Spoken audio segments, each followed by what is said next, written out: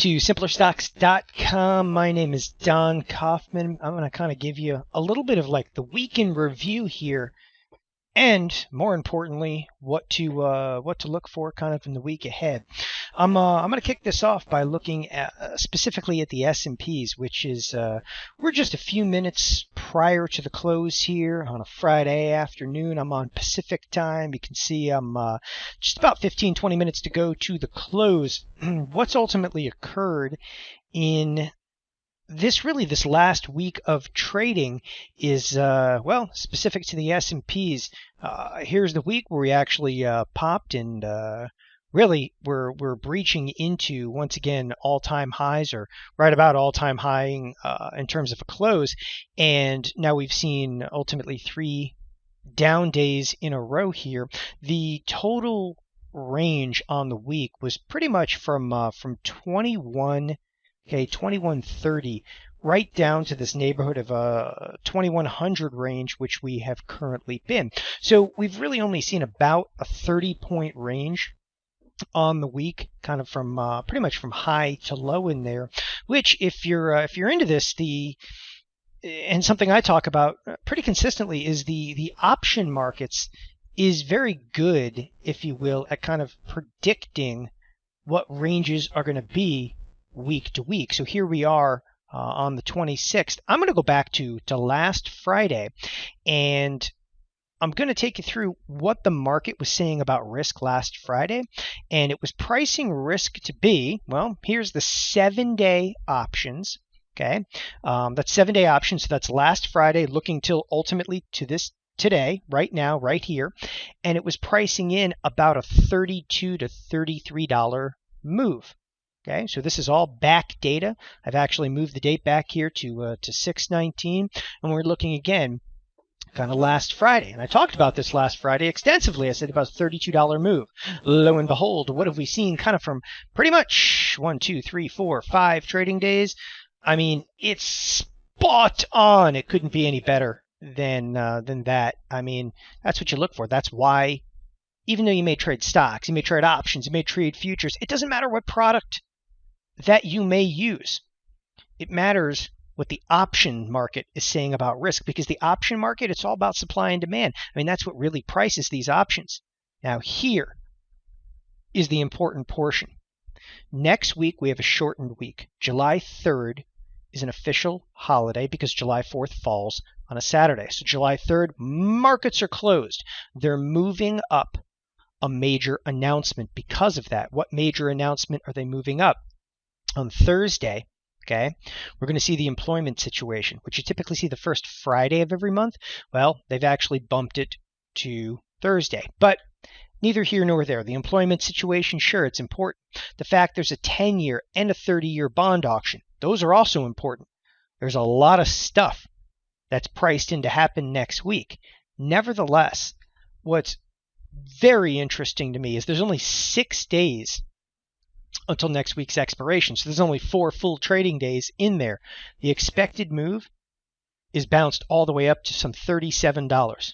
Remember, last week, okay, had a full 5 days of trading. It only had a $32 expected move. Markets are now less time and pricing in substantially. On a percentage basis, this is a substantial increase. Watch out. The market is pricing in risk. And I'm going to tell you right now, is the VIX going to show this? No. The VIX is totally blind. The VIX is a 30-day outlook at volatility. The VIX is looking at options that are 30 days into the future. We need to look in the here and now and see what the here and now, because the entire professional trading world has moved all of their volume that they trade to kind of the shortest duration possible. If you don't believe that, look at the contract size that's trading. Okay, 4,000 contracts, 1,000 contracts, 2,000 contracts. Sure. Am I being myopic? I'm just looking at the SPX, which, by the way, is the largest product pretty much in the universe of trading. And sure, I'm just looking at options, but options drive the markets. Take a look here. These options are weeklies. They're expiring today. They're 17,000 contracts, 24,000 contracts are trading. You better believe short duration matters, because when you look at even the 20-day options, the standard monthly options, the contract size, it's not even as big as the weeklies that are 6 days out. So absolutely, can you trust the numbers you see on the screen? Yes. And you should actually look at this as a bit more of a warning. Volatility is spiking up to almost 17%, which is not extraordinary if you looked back over a couple of years. But this is the highest volatility now that we've seen in quite some time. So I went back and I did a little homework on this front, and I backed up and I said, well, what was volatility, for instance, last week? What was the volatility, for instance, the week before that? Okay, so I went back and looked at a tremendous amount of back data. I looked at what was the volatility of the week before that. Okay, was the volatility all that substantial? And the answer is, well, with 6 days to go, look, the expected move was $32. Then I went back to the week before that and I said, well, what was the volatility that week? Coming into like the June 5th, weekly expiration over there. And, what was its volatility? And what was the answer? Volatility? Well, it was only pricing at a $31 move. Then I went to the week back before that, and it just went on and on and on and on. You know what I found? I found this is the largest implied volatility, and we have a shortened week over there.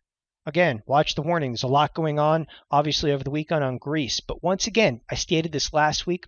I'm going to state it again this week. Okay? Watch what the markets haven't really reacted to. Okay?